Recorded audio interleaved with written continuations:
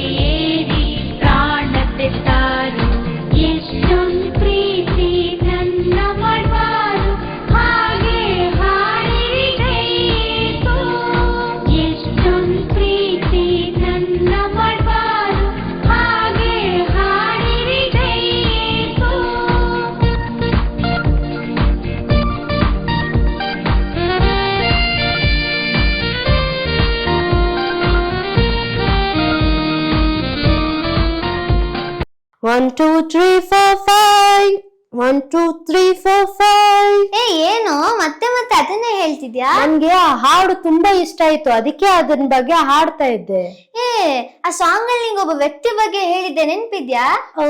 Jesus ಅಂತಾನಾ? ಹೌದು, Jesus. ಅವ್ರ ಬಗ್ಗೆ ನಿಂಗೆ ಗೊತ್ತಾ? ನನ್ಗೆ ಅವ್ರ ಬಗ್ಗೆ ಗೊತ್ತಿಲ್ಲ, ಆದ್ರೆ ಕೇಳಿಸ್ಕೊಂಡಿದೀನಿ. ಹೌದಾ? ಹಾಗಾದ್ರೆ ನಿನ್ಗೆ ಯೇಸು ಸ್ವಾಮಿ ಪ್ರೀತಿ ಏನಂತ ತಿಳಿಸ್ಕೊಡ್ಲಾ? ಆಯ್ತು, ಬನ್ನಿ ಫ್ರೆಂಡ್ಸ್, ನಾವ್ ಇವತ್ತು ಯೇಸು ಸ್ವಾಮಿ ಪ್ರೀತಿ ಏನು ಅಂತ ತಿಳ್ಕೊಳ್ಳೋಣ. ಇವತ್ತು ಯಾವ ದಿನ ಮಕ್ಕಳೇ? ವ್ಯಾಲೆಂಟೈನ್ಸ್ ಡೇ ಅಲ್ವಾ? ಈ ದಿನದಲ್ಲಿ ನಿಮ್ಗೆ ಏನೇನ್ ಬರುತ್ತೆ? ಪ್ರೀತಿ ಅಲ್ವಾ ಮಕ್ಕಳೇ? ಅಪ್ಪ ಅಮ್ಮ ನಿಮ್ಗೋಸ್ಕರ ಪ್ರೀತಿ ತೋರಿಸ್ತಾ ಇರ್ಬೋದು, ಸ್ನೇಹಿತರು ಇರ್ಬೋದು, ಶಿಕ್ಷಕರು ಇರ್ಬೋದು, ಇಲ್ಲಾಂದ್ರೆ ನಿಮ್ಮ ಅಕ್ಕ ತಂಗಿ ಇರ್ಬೋದು ಅಲ್ವಾ? ನಿಮ್ಗೆ ಎಷ್ಟೊಂದು ಪ್ರೀತಿ ಮಾಡ್ತಾ ಇದ್ರಲ್ಲ, ಅದಕ್ಕಿಂತವಾಗಿ ಈ ಒಂದು ದಿನವು ಯಾರು ನಮ್ಮನ್ನು ತುಂಬಾ ಪ್ರೀತಿ ಮಾಡಿ ಆತನು ಹೇಗೆ ನಮಗೋಸ್ಕರ ಪ್ರಾಣ ಕೊಟ್ಟನು, ಹೇಗೆ ತ್ಯಾಗ ಮಾಡಿದನು ಎಂಬುದಾಗಿ ಈ ಒಂದು ದಿನವನ್ನು ನೋಡೋಣ ಮಕ್ಕಳೇ. ಆಯ್ತು ಮಕ್ಕಳೇ, ಇದನ್ನ ಎಲ್ಲಾದ್ರೂ ನೋಡಿದ್ದೀರಾ? ಇಲ್ವಲ್ಲ? ಇದು ಬಂದು ಸತ್ಯವೇದ ಮಕ್ಕಳೇ. ಇದರಲ್ಲಿ ಎರಡು ಭಾಗ ಇದೆ. ಒಂದು ಹಳೆ ಒಡಂಬಡಿಕೆ, ಇನ್ನೊಂದು ಹೊಸ ಒಡಂಬಡಿಕೆ. ಹಳೆ ಒಡಂಬಡಿಕೆಯಲ್ಲಿ 39, ಹೊಸ ಒಡಂಬಡಿಕೆಯಲ್ಲಿ 27 ಪುಸ್ತಕಗಳಿದೆ. ಆಯ್ತು, ಇವಾಗ ನಾನು ನಿಮ್ಗೊಂದು ವಚನ ಹೇಳ್ಕೊಡ್ತೀನಿ ಮಕ್ಕಳೇ. ಆ ವಚನ ಯಾವ ಪುಸ್ತಕದಲ್ಲಿದೆ ಅಂದ್ರೆ ಹೊಸ ಒಡಂಬಡಿಕೆಯಲ್ಲಿ ಇದೆ. ನಾನು ನಿಮ್ಗೊಂದ್ಸಲ ಓದ್ತೀನಿ, ಕೇಳಿಸ್ಕೊಳ್ಳಿ. 1 ಯೋಹಾನ 4:10. ನಾವು ದೇವರನ್ನು ಪ್ರೀತಿಸಿದರಲ್ಲಿ ಅಲ್ಲ, ಆತನು ನಮ್ಮನ್ನು ಪ್ರೀತಿಸಿ ನಮ್ಮ ಪಾಪ ನಿವಾರಣಾರ್ಥಕವಾಗಿ ತನ್ನ ಮಗನನ್ನು ಕಳುಹಿಸಿಕೊಟ್ಟಿದ್ದರಲ್ಲಿಯೇ ಪ್ರೀತಿ ನಿಜ ಗುಣವು ತೋರಿ ಬರುತ್ತದೆ. 1 ಯೋಹಾನ 4:10. ಇನ್ನೊಂದ್ಸಲ ಹೇಳ್ತೀನಿ ಮಕ್ಕಳೇ, ಸರಿಯಾಗಿ ಕೇಳಿಸ್ಕೊಳ್ಳಿ. 1 ಯೋಹಾನ 4:10. ನಾವು ದೇವರನ್ನು ಪ್ರೀತಿಸಿದರಲ್ಲಿ ಅಲ್ಲ, ಆತನು ನಮ್ಮನ್ನು ಪ್ರೀತಿಸಿ. ನಾವು ಮನುಷ್ಯರನ್ನ ಎಷ್ಟೋ ಪ್ರೀತಿ ಮಾಡ್ತಿರ್ಬೋದು, ಅದೇ ತರ ನಾವು ದೇವ್ರನ್ನ ಪ್ರೀತಿ ಮಾಡಕ್ಕಾಗಲ್ಲ ಮಕ್ಕಳೇ. ಯಾಕಂದ್ರೆ ಆತನು ದೇವಕುಮಾರನಾಗಿದ್ದಾನೆ. ದೇವಕುಮಾರನಾಗಿ ಈ ಲೋಕಕ್ಕೆ ಬಂದಿದ್ದಾನೆ. ಮತ್ತೆ ಇನ್ನೊಂದು ಮುಂದೆ ಹೇಳ್ತದೆ ಮಕ್ಕಳೇ ವಚನ, ಪಾಪ ನಿವಾರಣೆಗಾಗಿ ಅಂತ ಐತೆ. ಪಾಪ ನಿವಾರಣೆ ಅಂದ್ರೆ ಏನ್ ಮಕ್ಕಳೇ? ನಾವು ಎಷ್ಟೊಂದು ಜನ ನಾವು ಎಷ್ಟೋ ಸಲನು ನಾವು ಪಾಪ ಮಾಡಿದೀವಿ ಮಕ್ಕಳೇ. ಪಾಪ ಅಂದ್ರೆ ಹೇಗ್ ಮಾಡ್ಬೋದು ಮಕ್ಕಳೇ? ನಾವು ಆಲೋಚನೆ ಇರ್ಬೋದು, ಮಾತುಗಳ ಮೂಲಕವಾಗಿ, ಬೇರೆ ಮನಸ್ಸನ್ನ ನೋಯಿಸಿದರ ಮೂಲಕವಾಗಿ, ಮತ್ತ ಕೆಟ್ಟ ಮಾತುಗಳನ್ನ ಆಡುವುದರ ಮೂಲಕವಾಗಿ, ಅಪ್ಪ ಮಾತ್ರ ಜಗಳ ಆಡುವುದರ ಮೂಲಕವಾಗಿ ಎಷ್ಟೋ ನಾವು ಪಾಪ ಮಾಡಿದೀವಲ್ಲ. ಆ ಪಾಪಗಳನ್ನು ಪರಿಹಾರ ಮಾಡಕ್ಕಾಗಿ ದೇವರು ಒಬ್ಬ ದೇವಕುಮಾರನನ್ನು ಕಳಿಸ್ತಾನೆ. ಅವನ ಎತ್ತನು ಯಾರು ಗೊತ್ತಾ ಮಕ್ಕಳೇ? ತನ್ನ ಮಗನನ್ನು ಕಳಿಸಿಕೊಟ್ಟಿದ್ದರಲ್ಲಿಯೇ ಪ್ರೀತಿ ನಿಜ ಗುಣವು ತೋರಿ ಬರುತ್ತದೆ. ಆತನು ದೇವಕುಮಾರನಾಗಿ ಬಂದು ಭೂಲೋಕದಲ್ಲಿ ಆತನು ಹುಟ್ಟಿ ನಮಗೋಸ್ಕರ ಸತ್ತು ಹೂಣಲ್ಪಟ್ಟು 3ನೇ ದಿನ ಎದ್ದು ಬಂದಿದ್ದಾನೆ. ಆಯ್ತು, ನೀನು ಆತನ ಪ್ರೀತಿಯನ್ನು ನಂಬುದಾದ್ರೆ, ನೀನೇನಾದ್ರೂ ಆತನ ಪ್ರೀತಿಯನ್ನು ಈ ದಿನ ಅಂಗೀಕರಿಸ್ಕೊಳೋದಾದ್ರೆ, ನೀನು ಅನ್ಕೊಂಡಿರ್ಬೋದು ನಾನು ದೇವ್ರನ ಪ್ರೀತಿಯನ್ನ ಅರ್ಥ ಮಾಡ್ಕೊಂಡಿದ್ದೀನಿ ಅಂತಂದ್ರೆ, ನೀನು ಒಂದು ಸಲ ನೀನು ಪರೀಕ್ಷೆ ಮಾಡಿಕೊಂಡು, ದೇವ್ರೆ ನಾನು ನಿನ್ನ ಪ್ರೀತಿಯನ್ನು ಅರ್ಥ ಮಾಡ್ಕೊಂಡಿದ್ರೆ ನಾನು ನಿನ್ನ ಬಳಿಗೆ ಇನ್ನೂ ಹತ್ರ ಬರಲು, ನಿನ್ನ ಜೊತೆ ಸಮಯ ಕಳೆಯಲು ನನಗೆ ಸಹಾಯ ಮಾಡು ಅಂತ ಪ್ರಾರ್ಥನೆ ಮಾಡು. ಒಂದು ವೇಳೆ ನೀನು ದೇವರ ಪ್ರೀತಿಯನ್ನು ಅರ್ಥ ಆಗದೇ ಇದ್ರೆ, ಈ ಒಂದು ಎಲ್ಲ ಕಾರ್ಯಕ್ರಮ ಮುಗ್ದ ಮೇಲೆ ಒಂದು ಸ್ವಲ್ಪ ಸಮಯ ಕೊಡ್ತೇವೆ ಪ್ರಾರ್ಥಿಸುವ ಸಮಯದಲ್ಲಿ. ಆ ಒಂದು ಸಮಯದಲ್ಲಿ ನೀನೇನ್ ಮಾಡ್ಬೋದು, ನೀನು ದೇವರನ್ನು ಸ್ವೀಕಾರ ಮಾಡ್ಕೊಳೋದಾದ್ರೆ ನೀನು ದೇವರ ಮಗು ಆಗ್ತೀಯ. ಆಯ್ತು ಮಕ್ಕಳೇ, ಇವಾಗ ನಾವು ಈ ವಚನವನ್ನು ಇವಾಗ ಆಟದ ಮೂಲಕವಾಗಿ ವಚನ ಕಲಿಯೋಣ ಮಕ್ಕಳೇ. ಇವಾಗ ನಾನು ಓದ್ತೀನಿ, ಸರಿಯಾಗಿ ಕೇಳಿಸ್ಕೊಳ್ಳಿ. 1 ಯೋಹಾನ 4:10. ನಾವು ದೇವರನ್ನು ಪ್ರೀತಿಸಿದರಲ್ಲಿ ಅಲ್ಲ, ಆತನು ನಮ್ಮನ್ನು ಪ್ರೀತಿಸಿ ನಮ್ಮ ಪಾಪ ನಿವಾರಣಾರ್ಥಕವಾಗಿ ತನ್ನ ಕಳುಹಿಸಿಕೊಟ್ಟಿದ್ದರಲ್ಲಿಯೇ ಪ್ರೀತಿಯ ನಿಜ ಗುಣವು ತೋರಿ ಬರುತ್ತದೆ. ಸರಿಯಾದ ಉತ್ತರ ಮಕ್ಕಳೇ, ಮಗನನ್ನು. ಇವಾಗ 2ನೇದಕ್ಕೆ ನಾವು ಹೋಗೋಣ. 1 ಯೋಹಾನ 4:10. ನಾವು ಪ್ರೀತಿಸಿದರಲ್ಲಿ ಅಲ್ಲ, ಆತನು ನಮ್ಮನ್ನು ಪ್ರೀತಿಸಿ ನಮ್ಮ ಪಾಪ ನಿವಾರಣಾರ್ಥಕವಾಗಿ ತನ್ನ ಮಗನನ್ನು ಕಳಿಸಿಕೊಟ್ಟಿದ್ದರಲ್ಲಿಯೇ ಪ್ರೀತಿ ನಿಜ ಗುಣವು ತೋರಿ ಬರುತ್ತದೆ. ಸರಿಯಾದ ಉತ್ತರ ಮಕ್ಕಳೇ, ದೇವರನ್ನು. ಇವಾಗ 3ನೇ ಒಂದು ಪ್ರಶ್ನೆಗೆ ಹೋಗೋಣ. 1 ಯೋಹಾನ 4:10. ನಾವು ದೇವರನ್ನು ಪ್ರೀತಿಸಿದರಲ್ಲಿ ಅಲ್ಲ, ಆತನು ಪ್ರೀತಿಸಿ ನಮ್ಮ ಪಾಪ ನಿವಾರಣಾರ್ಥಕವಾಗಿ ತನ್ನ ಮಗನನ್ನು ಕಳುಹಿಸಿಕೊಟ್ಟಿದ್ದರಲ್ಲಿಯೇ ಪ್ರೀತಿಯ ನಿಜ ಗುಣವು ತೋರಿ ಬರುತ್ತದೆ.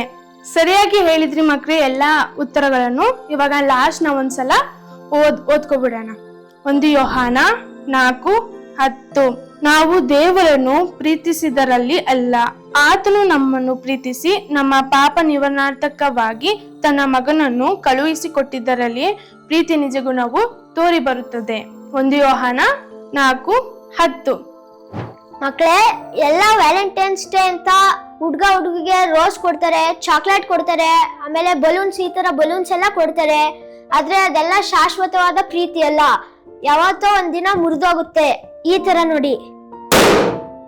ಮತ್ತೆ ಫ್ರೆಂಡ್ಶಿಪ್ ಅಲ್ಲೂ ಅಷ್ಟೇನೆ, ಯಾವಾಗ ಜೊತೆಗಿರ್ತೀವಿ ಅವಾಗ ಅವರು ಜೊತೆ ಆಗಿರ್ತಾರೆ. ನಾವು ಏನಾದ್ರೂ ಅವ್ರಿಗಿಂತ ಹೆಚ್ಚಾಗಿ ಒಳ್ಳೇದನ್ನ ಮಾಡಿದ್ರೆ, ಅವ್ರಿಗಿಂತ ಚೆನ್ನಾಗಿ ಮಾಡಿದ್ರೆ, ನಮ್ನ ಹೊಗಳಿದ್ರೆ ಬೇರೆ ಜನ, ಅವರು ನಮ್ಗೆ ದ್ವೇಷ ಮಾಡ್ತಾರೆ. ಇವನ್ಗಿಂತ ನಾನು ಜಾಸ್ತಿ ತೆಗಿಬೇಕಲ್ಲ ಅಂಕಗಳು ಅಂತ ಟೆಸ್ಟ್ ಅಲ್ಲೆಲ್ಲ ಮಾಡ್ತಾರೆ. ಅದಕ್ಕೆ ಈ ತರ ತಂದೆ ತಾಯಿನೂ ಅಷ್ಟೇನೆ, ಯಾವಾಗ್ಲೂ ಜೊತೆನೆ ಇರ್ತಾರೆ. ಅವ್ರೇನಾದ್ರೂ ಸತ್ತೋದಾಗ ಅವರಿಂದ ಒಂದು ಪ್ರೀತಿನ ಕಳ್ಕೊಬಿಡ್ತೀವಿ. ಆ ಪ್ರೀತಿ ಎಂದಿಗೂ ಸಿಗಲ್ಲ, ಅದು ಶಾಶ್ವತವಲ್ಲ. ಇದೇ ರೀತಿ ಅನೇಕ ಪ್ರೀತಿಗಳು ಒಡೆದು ಹೋದವು, ಆದರೆ ಕೊನೆಗೆ ಉಳಿದಿರುವುದೇ ಇದೊಂದೇ ಪ್ರೀತಿ, ಅದೇ ಈ ಯೇಸುವಿನ ಪ್ರೀತಿ. ನೋಡೋಣ. ನೋಡಿ, ಇದು ಒಡೆದು ಹೋಗಲಿಲ್ಲ. ಅದೇ ರೀತಿ ನಮ್ಮನ್ನು ದೇವರು ಪ್ರೀತಿಸುತ್ತಾರೆ.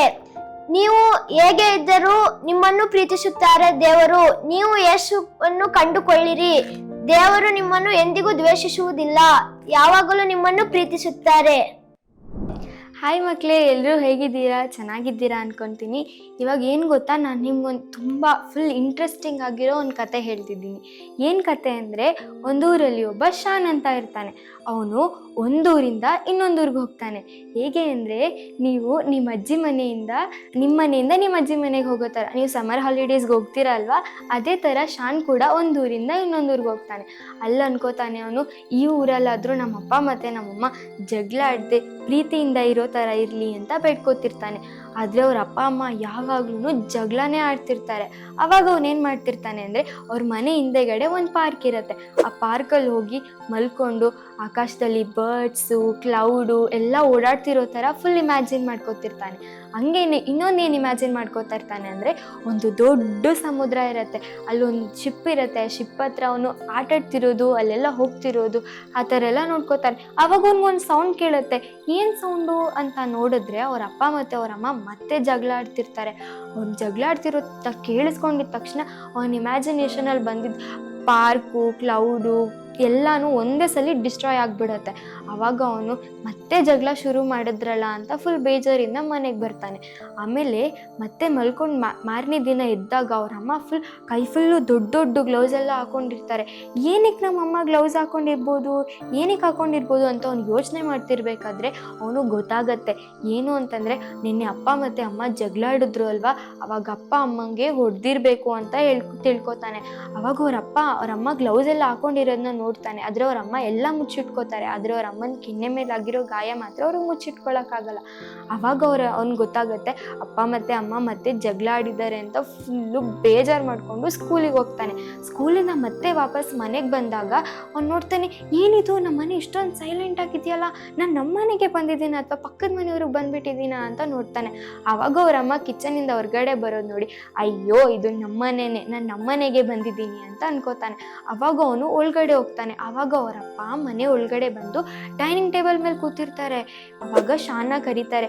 ಶಾನ್ ಬಾಯಲ್ಲಿ ನನ್ನ ಅಪ್ಪ ಬಂದಿದ್ದೀನಿ ಅಂತ ಕರೆದಾಗ ಶಾನು, ಏನಕ್ಕೆ ನನ್ನ ಅಪ್ಪ ಕರಿತಿರ್ಬೋದು ಅಂತ ಬಂದು ನೋಡಿದಾಗ ಅಪ್ಪ ಹೇಳ್ತಾರೆ, ಶಾನ್ ಕೇಳಿಸ್ಕೊ, ಇವಾಗ ನಾನು ಮತ್ತು ಅಮ್ಮ ಇಬ್ಬರು ಒಟ್ಟಿಗೆ ಇರೋಕ್ಕಾಗಲ್ಲ, ಇಬ್ಬರು ಬೇರೆ ಬೇರೆ ಆಗ್ತಿದ್ದೀವಿ ಅಂತ ಹೇಳ್ತಾನೆ. ಅವಾಗ ಅವನು, ಅಪ್ಪ ಏನಕ್ಕೆ ಈ ಥರ ಹೇಳ್ತಾ ಇದ್ದಾರೆ ಅಂತ ಹೇಳಿದಾಗ ಅವನು ಹೇಳ್ತಾನೆ, ಅಪ್ಪ ನೀವು ಮತ್ತೆ ರಾತ್ರಿ ವಾಪಸ್ ಮನೆಗೆ ಬರ್ತೀರಾ ಅಲ್ವಾ ಅಂತ ಹೇಳಿದಾಗ ಅವ್ರ ಅಪ್ಪ ಹೇಳ್ತಾರೆ, ಇಲ್ಲ ಶಾನ್, ನಾನು ಮತ್ತೆ ವಾಪಸ್ ರಾತ್ರಿ ಮನೆಗೆ ಬರಲ್ಲ, ಆದರೆ ನಾನು 2 ವಾರಕ್ಕೆ ಒಂದ್ಸಲ ಮನೆಗೆ ಬರ್ತೀನಿ ಅಂತ ಹೇಳ್ತಾರೆ.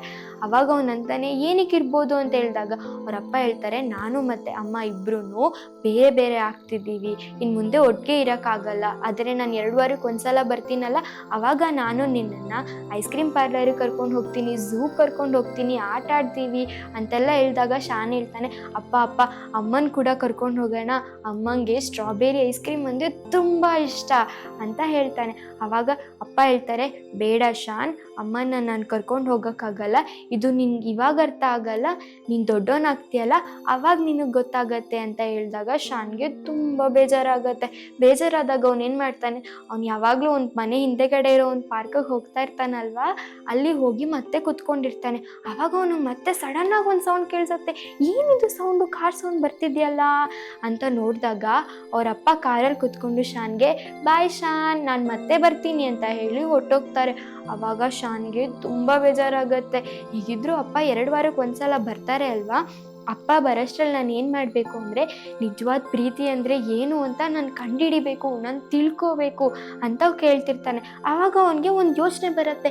ಏನು ಅಂತಂದರೆ, ಅವ್ರ ಸ್ಕೂಲಲ್ಲಿ ಅವ್ರ ಟೀಚರ್ಸು ಯಾವಾಗಲೂ ಒಂದು ಡಿಕ್ಷನರಿ ಬುಕ್ ಬಗ್ಗೆ ಹೇಳ್ತಿರ್ತಾರೆ. ಏನು ಅಂದರೆ ಆ ಡಿಕ್ಷನರಿ ಅಂದರೆ, ಡಿಕ್ಷನರಿಲಿ ಯಾವುದಾದ್ರೂ ನಮಗೆ ಗೊತ್ತಿಲ್ಲದೆ ಇರೋ ಪದ ಇದ್ದರೆ ಅದನ್ನು ಸರ್ಚ್ ಮಾಡಿದ್ರೆ ಅದು ಡಿಕ್ಷನರಿನಲ್ಲಿ ಸಿಗುತ್ತೆ ಅಂತ. ಆವಾಗ ಅವನು ಬೇಗ ಮನೆಗೆ ಹೋಗಿ ಅವ್ನ ಬ್ಯಾಗ್ನ ತೆಗೆದು ಡಿಕ್ಷನರಿ ಓಪನ್ ಮಾಡ್ತಾನೆ. ಆ ಡಿಕ್ಷನರಿ ನೋಡಿದ್ರೆ ಅವನಿಗೆ ಪ್ರೀತಿ ಬಗ್ಗೆ ಏನೂ ಸಿಗಲ್ಲ. ಅದೇ ಅವಾಗ ಅವ್ನು ಅನ್ಕೋತಾನೆ. ಮತ್ತೆ ಅವ್ನಿಗೇನೋ ನೆನಪಾಗುತ್ತೆ. ಏನು ಅಂತಂದರೆ ಪ್ರತಿ ವಾರ ಅವರಪ್ಪ ಅವರಮ್ಮಂಗೆ ಒಂದು ಗ್ರೀಟಿಂಗ್ ಕಾರ್ಡ್ ಕೊಡ್ತಿರ್ತಾರೆ. ಆ ಕಾರ್ಡಲ್ಲಿ ಏನಾದರೂ ಪ್ರೀತಿ ಬಗ್ಗೆ ಸಿಗ್ಬೋದಾ ಅಂತ ಕಾರ್ಡ್ನ ಮತ್ತೆ ತೊಗೊಬಂದು ಅವ್ರ ಅಪ್ಪಂದು ಮತ್ತು ಅವ್ರ ಅಮ್ಮಂದು ಜಾಯಿಂಟ್ ಮಾಡಿ ನೋಡಿದಾಗ ಅದರಲ್ಲಿ ಏನೂ ಇರಲ್ಲ. ಅವಾಗ ಒಂಚೆ ಇದರಲ್ಲೂ ಏನೂ ಸಿಗ್ಲಿಲ್ವಲ್ಲ ಅಂತ ಬೇಜಾರು ಮಾಡಿಕೊಂಡು ಮತ್ತೆ ವಾಪಸ್ ಸ್ಕೂಲಿಗೆ ಹೋಗ್ತಿರ್ತಾನೆ. ಅವಾಗ ಸ್ಕೂಲಲ್ಲಿ ಒಬ್ಬ ಫ್ರೆಂಡ್ ಇರ್ತಾನೆ. ಅವ್ನು ಕೇಳ್ತಾನೆ, ಏ ಶಾನ್ ಯಾಕೋ ಬೇಜಾರಾಗಿದ್ಯಾ ಅಂತ ಕೇಳಿದಾಗ ಅವನು ಮನೆಯಲ್ಲಿ ಏನೇನಾಯಿತು ಅದು ಎಲ್ಲ ಹೇಳ್ತಾನೆ. ಅವಾಗ ಅವನಿಗೆ ತುಂಬ ಬೇಜಾರಾಗಿ ಫುಲ್ ಬೇಜಾರು ಮಾಡ್ಕೋತಿರ್ಬೇಕಾದ್ರೆ ಅವ್ನು ಹೇಳ್ತಾನೆ, ಏ ಶಾನ್ ನಿಂಗೆ ಗೊತ್ತಾ, ಒಂದು ಅಕ್ಕ ಇದ್ದಾರೆ, ಆ ಅಕ್ಕ ಬೈಬಲಲ್ಲಿ ಪ್ರೀತಿ ಬಗ್ಗೆ ಹೇಳ್ಕೊಡ್ತಿದ್ದಾರೆ ಅಂತೆ, ನೀನು ಕೇಳೋಕೆ ರೆಡಿ ಇದೆಯಾ, ನಾನು ನೀನು ಹೋಗೋಣ ಅಂತ ಕೇಳಿದಾಗ ಶಾನ್ ಹೇಳ್ತಾನೆ, ಹೌದಾ ಪ್ರೀತಿ ಬಗ್ಗೆ ಹೇಳ್ಕೊಡ್ತಿದ್ದಾರಾ, ಹಾಗಾದರೆ ಯಾರು ಇರ್ಬೋದು ಅದು, ನನ್ನೂ ಕರ್ಕೊಂಡು ಹೋಗ್ತೀಯಾ ಅಂತ ಕೇಳಿದಾಗ ಅವ್ನು ಹೇಳ್ತಾನೆ, ಸರಿ ಸರಿ ನಾನು ನೀನು ನಾಳೆ ಇಬ್ಬರೂ ಹೋಗೋಣ ಅಂತ ಹೇಳ್ತಾನೆ. ಸರಿ ಆಯಿತು ಅಂತ ನಾಳೆ ಬೆಳಗ್ಗೆ ಶಾನ್ ಬೇಗ ಎದ್ದು ರೆಡಿಯಾಗಿ ಕಾಯ್ತಾ ಇರಬೇಕಾದ್ರೆ ಅವ್ನ ಫ್ರೆಂಡು ಬರ್ತಾನೆ. ಬಂದಾದ್ಮೇಲೆ ಅವನು ಇಬ್ಬರು ಹೋಗ್ತಾರೆ. ಹೋದಾಗ ಅಲ್ಲಿ ಒಂದು ಅಕ್ಕ, ಟೆನ್ಷನ್ ಅಕ್ಕ ಮಕ್ಕಳನ್ನೆಲ್ಲ ಕೂರಿಸ್ಕೊಂಡು ದೇವ್ರ ಬಗ್ಗೆ ಕತೆ ಹೇಳ್ಕೊಡ್ತಿರ್ತಾರೆ. ಸುತ್ತ ಮಕ್ಕಳು ಕೂತಿರ್ತಾರೆ. ಆವಾಗ ಶಾನ್ ಕೂಡ ನಾನು ಕುತ್ಕೊಂಡು ಕೇಳಿಸ್ಕೋಬೇಕಲ್ಲ ಅಂದ್ಬಿಟ್ಟು ಬಂದು ಕುತ್ಕೋತಾನೆ. ಆಗ ಅಕ್ಕ ಹೇಳ್ತಿರ್ತಾರೆ, ಯೇಸು ಸ್ವಾಮಿ ನಮಗೋಸ್ಕರ ಶಿಲ್ಬೆ ಮೇಲೆ ಸತ್ತಿದ ಬಗ್ಗೆ ಹೇಳ್ತಿರ್ತಾರೆ. ಹೆಂಗೆ ಅಂದರೆ 2000 ವರ್ಷಗಳ ಹಿಂದೆ ಬೆತ್ಲೆಹೇಮ್ ಊರಿನಲ್ಲಿ ಮರಿಯಳ್ ಎಂಬ ಇದರಲ್ಲಿ ಯೇಸು ಸ್ವಾಮಿ ಹುಟ್ಟು ಬರ್ತಾರೆ ಅಂತ ಹೇಳ್ತಾರೆ. ಅವಾಗ ಅವನಿಗೆ ಅಯ್ಯೋ ಏನಪ್ಪ ಈ ಅಕ್ಕ ಪ್ರೀತಿ ಬಗ್ಗೆ ಹೇಳ್ಕೊಡ್ತಾರೆ ಅಂತಂದರೆ ಸತ್ತೋದವ್ರ ಬಗ್ಗೆ ಹೇಳ್ಕೊಡ್ತಿದ್ದಾರಲ್ಲ, ಕೇಳೋಕೆ ತುಂಬ ಬೋರ್ ಹೊಡಿತಿದೆ, ನಾನು ಇಲ್ಲಿಂದ ಫಸ್ಟು ಹೋಗಬೇಕು ಅಂತ ಎದ್ದು ನಿಂತ್ಕೊಂಡಿದ್ದ ತಕ್ಷಣ ಅಕ್ಕ ಹೇಳ್ತಾರೆ, ಯೇಸು ಸ್ವಾಮಿ ನಮಗೋಸ್ಕರ ಶಿಲ್ಬೆ ಮೇಲೆ ಸತ್ತು 3ನೇ ದಿನಕ್ಕೆ ಎದ್ದು ಬಂದರು ಅಂತ ಹೇಳಿದ ತಕ್ಷಣ ನನಗೆ ಹೌದಾ ಎದ್ದು ಬಂದ್ರ, ಹೆಂಗೆ ಬರೋಕ್ಕೆ ಸಾಧ್ಯ ಇದು, ಯಾರೂ ಮಾಡೋಕ್ಕಾಗದೇ ಇರೋದನ್ನ ಮಾಡಿದಾರಲ್ಲ ಅಂತ ಒಂದು ಫುಲ್ಲು ಎಕ್ಸೈಟ್ಮೆಂಟಲ್ಲಿ ಇನ್ನೂ ಕೇಳಬೇಕು ಅಂತ ಹೇಳ್ಬೇಕಾದ್ರೆ ಅಕ್ಕ ಹೇಳ್ತಾರೆ, ಇವತ್ತಿಗೆ ಸ್ಟೋರೀಸ್ ಸಾಕು, ಫಸ್ಟು ಹೋಗಿ ಸ್ನ್ಯಾಕ್ಸ್ ತಿನ್ಕೊಬನ್ನಿ ಅಂತ ಹೇಳಿದಾಗ ಎಲ್ಲ ಮಕ್ಕಳು ಬೇಗ ಬೇಗ ಸ್ನ್ಯಾಕ್ಸ್ ಅಂದ ತಕ್ಷಣ ಎದ್ದು ಸ್ನ್ಯಾಕ್ಸ್ ಕಡೆ ಓಡೋಗ್ತಾರೆ. ಆದರೆ ಆವಾಗ ಶಾನ್ ಮಾತ್ರ ಹೋಗದೆ ಅಕ್ಕನ ಹತ್ರ ಕುತ್ಕೊಂಡು ಕೇಳಿಸ್ಕೊತಾನೆ, ಅಕ್ಕ ನೀವು ಹೆಂಗೋ ಹೇಳಿದ್ರಿ ಅಲ್ವಾ ಯೇಸು ಸ್ವಾಮಿ ಸತ್ತು 3ನೇ ದಿನಕ್ಕೆ ಎದ್ದು ಬಂದರು ಅಂತ, ಅದು ಹೇಗೆ ಅಂತ ನಂಗೆ ಇನ್ನೊಂದು ಸ್ವಲ್ಪ ಹೇಳ್ಕೊಡ್ತೀರಾ ಅಂತ ಕೇಳ್ತಾನೆ. ಅವಾಗ ಅಕ್ಕ ಹೇಳ್ತಾರೆ, ಶಾನ್ ನಿಂಗೆ ಇನ್ನೊಂದು ಸ್ವಲ್ಪ ಕತೆ ಕೇಳಬೇಕಾ, ಬಾಯಲ್ಲಿ ನಾನು ಹೇಳ್ಕೊಡ್ತೀನಿ ಅಂತ ಹೇಳ್ತಾರೆ. ಅವಾಗ ಅವನ ಅಕ್ಕ ಹೇಳ್ತಾರೆ, ಯೇಸು ಸ್ವಾಮಿ ಬಂದಿದ್ದು ನಮಗೋಸ್ಕರ, ನಮ್ಮ ಪಾಪಗಳನ್ನೆಲ್ಲ ಕ್ಷಮಿಸೋದಕ್ಕೋಸ್ಕರ, ನಮಗೆ ನಿತ್ಯ ಜೀವನ ಕೊಡೋದಕ್ಕೋಸ್ಕರ, ಮತ್ತು ನಮ್ಮನ್ನ ಪರಲೋಕಕ್ಕೆ ಕರ್ಕೊಂಡು ಹೋಗೋದಕ್ಕೋಸ್ಕರ ಅಂತ ಹೇಳ್ತಾರೆ. ಆಗ ಶಾನ್ಗೆ ತುಂಬ ಖುಷಿಯಾಗಿ ಅವನು ಹೇಳ್ತಾನೆ, ಅಕ್ಕ ನಿಮ್ಗೆ ಗೊತ್ತಾ ನಮ್ಮ ಅಮ್ಮಂಗೂ ಇದೆಲ್ಲ ಗೊತ್ತಿಲ್ಲ, ನಾನು ಹೋಗಿ ನಮ್ಮ ಅಮ್ಮನ ಹತ್ರ ಹೇಳಿ ಅಂತ ಬೇಗ ಫುಲ್ ಎಕ್ಸೈಟ್ಮೆಂಟಿಂದ ಅಕ್ಕಗೆ ಬಾಯಿ ಹೇಳಿ ಬೇಗ ಬೇಗ ಮನೆಗೆ ಓಡೋಗ್ತಾನೆ. ಅಲ್ಲಿ ಹೋದ್ಮೇಲೆ ಅವ್ರ ಅಮ್ಮನ ಹತ್ರ ಹೇಳ್ತಾನೆ, ಅಮ್ಮ ನಿನ್ಗೆ ಗೊತ್ತಾ ನನಗೆ ನಿಜವಾದ ಪ್ರೀತಿ ಅಂದರೆ ಏನು ಅಂತ ಗೊತ್ತಾಯಿತು ಅಂತ ಕೇಳಿದಾಗ ಅವ್ರ ಅಮ್ಮ ಹೇಳ್ತಾರೆ, ನಿಂಗೆ ನಿಜವಾದ ಪ್ರೀತಿ ಅಂದರೆ ಗೊತ್ತಾಯ್ತಾ, ಎಲ್ಲಿ ಕಲ್ತ್ಕೊಂಡೆ ನೀನು, ಹೆಂಗೆ ಗೊತ್ತಾಯಿತು ಅಂತ ಕೇಳಿದಾಗ ಶಾನ್ ಹೇಳ್ತಾನೆ, ಒಂದು ಅಕ್ಕ ಬೈಬಲ್ ಮೂಲಕ ಯೇಸು ಸ್ವಾಮಿ ನಮಗೋಸ್ಕರ ಬಂದರು, ನಮ್ಮನ್ನ ಪ್ರೀತಿ ಮಾಡ್ತಾರೆ ಅಂತ ಹೇಳಿದಾಗ ಅಮ್ಮಂಗೆ ಹೇಳ್ತಾನೆ, ಅಮ್ಮ ನೀವು ಏನಾದರೂ ತಪ್ಪು ಮಾಡಿದರೆ ಈಗಲೇ ಕ್ಷಮೆ ಕೇಳ್ಕೊಳ್ಳಿ, ನಿಮಗೂ ಕೂಡ ನಿತ್ಯ ಜೀವ ಸಿಗತ್ತೆ ಅಂತ ಹೇಳ್ತಾರೆ. ಆಗ ಅಮ್ಮ ಕೂಡ ಪ್ರೇಯರ್ ಮಾಡ್ಕೋತಾರೆ. ಅಮ್ಮ ಕೂಡ ಯೇಸು ಸ್ವಾಮಿನ ನಿಜವಾದ ರಕ್ಷಕ ಅಂತ ಅಂಗೀಕರಿಸ್ಕೋತಾರೆ. ಆಗ ಶಾನ್ ಅಮ್ಮಗೆ ಹೇಳ್ತಾನೆ, ಅಮ್ಮ ನಾವು ಕೂಡ ಅಪ್ಪಂಗೆ ಹೇಳೋಣ ನಿಜವಾದ ಪ್ರೀತಿ ಅಂದರೆ ಏನು ಅಂತ ಹೇಳ್ತಾರೆ. ಆಗ ಅವನು ಫುಲ್ ಎಕ್ಸೈಟ್ಮೆಂಟಿಂದ ಕಾಯ್ತಾ ಇರ್ತಾನೆ, ಅಪ್ಪ ಬರ್ತಾರೆ ನಾನು ಅಪ್ಪಂಗೆ ಹೇಳ್ತೀನಿ ಅಂತ ಫುಲ್ ಎಕ್ಸೈಟ್ಮೆಂಟಿಂದ ಮತ್ತು ಕುತೂಹಲದಿಂದ ಕಾಯ್ತಾ ಇರ್ತಾನೆ. ಆವಾಗ ಅವ್ರ ಅಪ್ಪ ಮನೆಗೆ ವಾಪಸ್ ಬರ್ತಾರೆ. ಬಂದ ತಕ್ಷಣ ಅವನು ಅವ್ರ ಅಪ್ಪನ ಹತ್ರ ಹೋಗಿ ಹೇಳ್ತಾನೆ, ಅಪ್ಪ ನಿಮಗೆ ಗೊತ್ತಾ ನನಗೆ ನಿಜವಾದ ಪ್ರೀತಿ ಅಂದರೆ ಏನು ಅಂತ ಗೊತ್ತಾಯಿತು ಅಂತ ಹೇಳಿದಾಗ ಅವ್ರ ಅಪ್ಪ ಹೇಳ್ತಾರೆ, ನೋಡು ಶಾನ್ ಇವಾಗ ನನಗೆ ಅದನ್ನೆಲ್ಲ ಕೇಳೋಕ್ಕೆ ಟೈಮ್ ಇಲ್ಲ ಮತ್ತು ಪೇಷನ್ಸು ಇಲ್ಲ, ನಾನು ಬೇರೆ ಯಾವಾಗಲಾದರೂ ಕೇಳ್ತೀನಿ ಅಂತ ಹೇಳ್ತಾನೆ. ಆವಾಗ ಅವರ ಶಾನ್ಗೆ ತುಂಬ ಬೇಜಾರಾಗುತ್ತೆ. ಅವ್ನು ಯಾವಾಗಲೂ ಬೇಜಾರಾದಾಗ ಒಂದು ಪಾರ್ಕಿಗೆ ಹೋಗ್ತಾ ಇರ್ತಾನಲ್ವ, ಅಲ್ಲಿಗೆ ಹೋಗಿ ಅವನು ಪ್ರೇಯರ್ ಮಾಡ್ಕೋತಿರ್ತಾನೆ.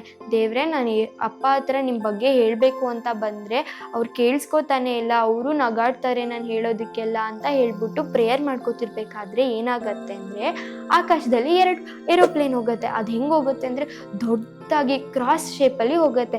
ಅವಾಗ ಅವ್ನು ಯೋಚನೆ ಮಾಡ್ತಾನೆ, ಓ ಹೌದಲ್ವಾ ಅಕ್ಕ ಹೇಳಿದ್ರಲ್ವ ಯೇಸು ಸ್ವಾಮಿ ಇವಾಗ ಶಿಲ್ಬೆ ಮೇಲಿಲ್ಲ, ಶಿಲ್ಬೆಯಿಂದ ಎದ್ದು ನಮಗೋಸ್ಕರ ಪರಲೋಕದಲ್ಲಿ ಇದ್ದಾರೆ, ನಮ್ಮ ಪಾಪಗಳನ್ನೆಲ್ಲ ಕ್ಷಮಿಸಿದ್ದಾರೆ ಅಲ್ವಾ ಅಂತ ಅವನಿಗೆ ಗೊತ್ತಾಗತ್ತೆ.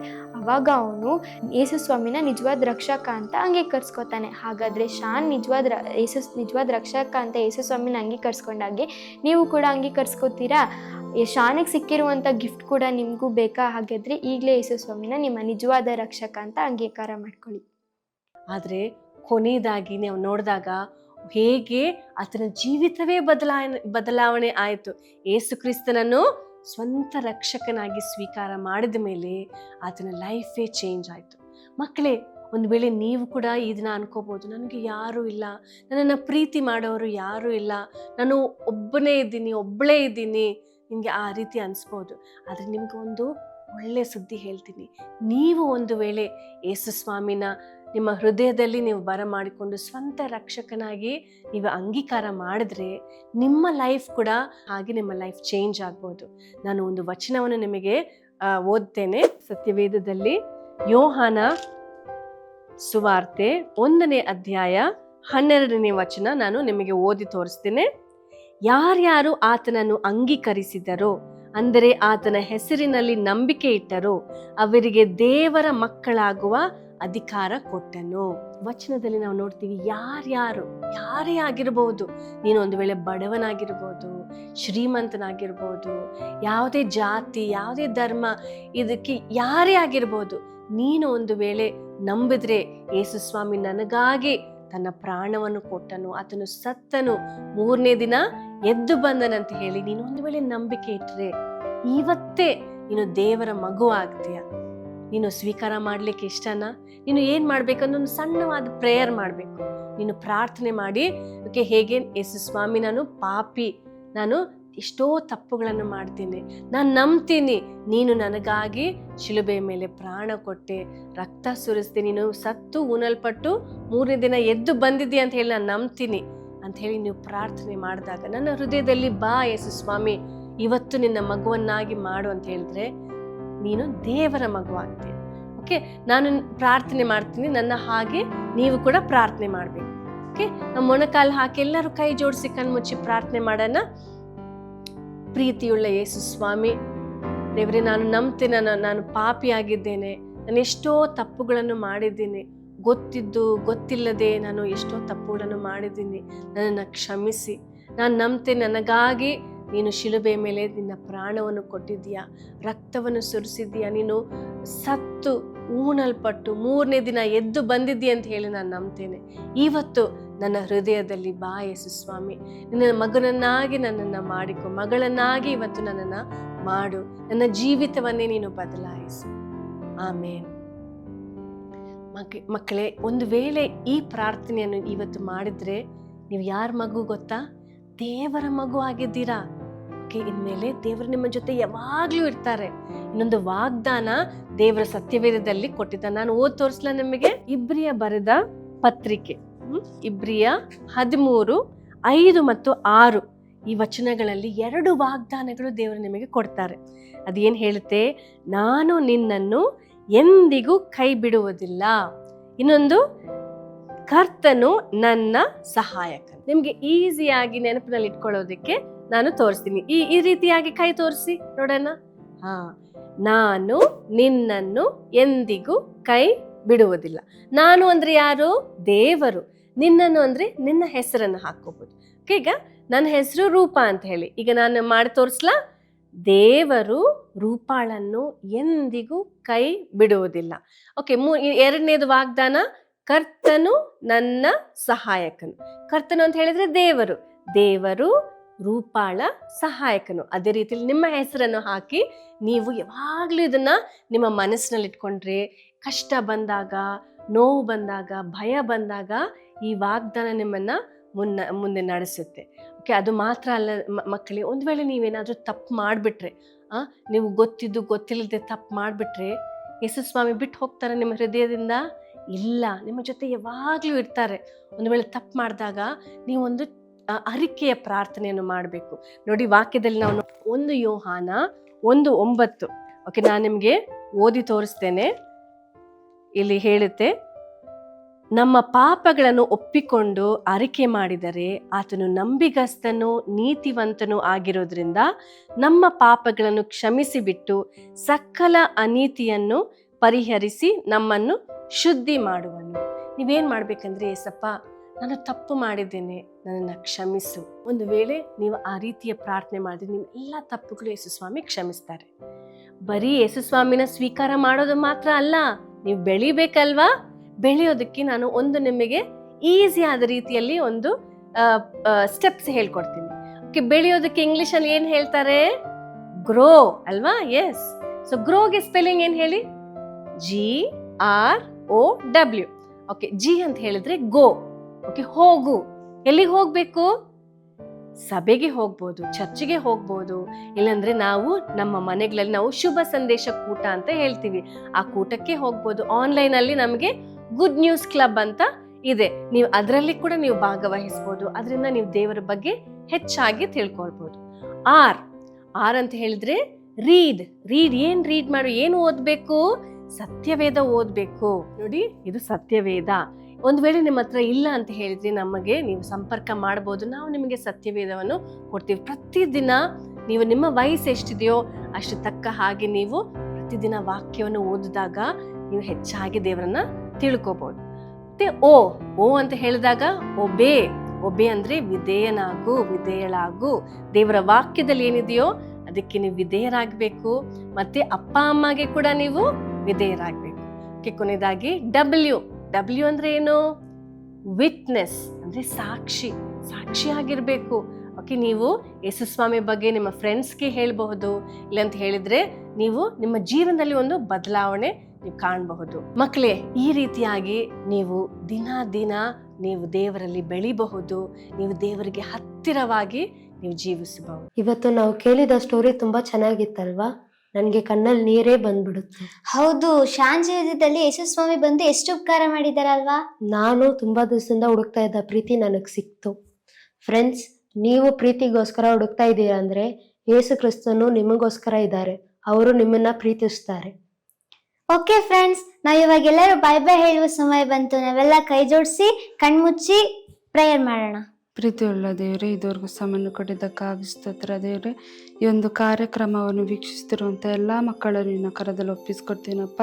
ಅಪ್ಪ, ನಿನ್ನ ಪ್ರೀತಿಯನ್ನು ರುಚಿಸಿ ನೋಡುವ ಹಾಗೆ ಸಹಾಯ ಕೊಟ್ಟಿದ್ದಕ್ಕಾಗಿ ಸ್ತೋತ್ರ ಅಪ್ಪ. ಹೌದಪ್ಪ, ವಾಕ್ಯದ ಮೂಲಕವಾಗಲಿ, ಹಾಡಿನ ಮೂಲಕವಾಗಲಿ, ಕಥೆಯ ಮೂಲಕವಾಗಲಿ ನಿನ್ನ ಪ್ರೀತಿಯನ್ನು ಕಂಡುಕೊಂಡಿರುವಂಥ ಮಕ್ಕಳನ್ನೆಲ್ಲರನ್ನು ನೀನು ಹೇಳುವಾಗ ಆಶೀರ್ವದಿಸುವ ಹಾಗೆ ಸಹಾಯ ಕೊಡು. ಅವ್ರ ಕುಟುಂಬವನ್ನು, ಮಕ್ಕಳನ್ನು ಆಶೀರ್ವದಿಸುವ ಹಾಗೆ ಸಹಾಯ ಕೊಡ್ತಿರೋಂಥ ಪ್ರಾರ್ಥನೆ ಮಾಡ್ತಾ ಯೇಸು ಕ್ರಿಸ್ತನ ನಾಮದಲ್ಲಿ ಬಿಡ್ತೀನಿ ತಂದೆಯೇ, ಆಮೇನ್.